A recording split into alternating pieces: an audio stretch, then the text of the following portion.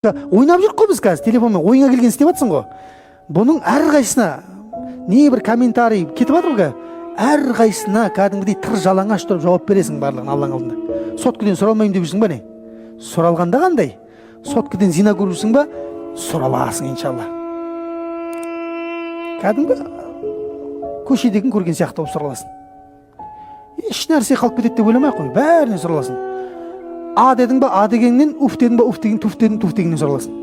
Бір жаңа кісі мазақ қылып бір ғалымға сұрақ қойды ғой. Итті шақырдым да, деп шақырасың ғой итті. Шақырдым да аузынан бір тептім, сол күнә бола ма дейді. Иә?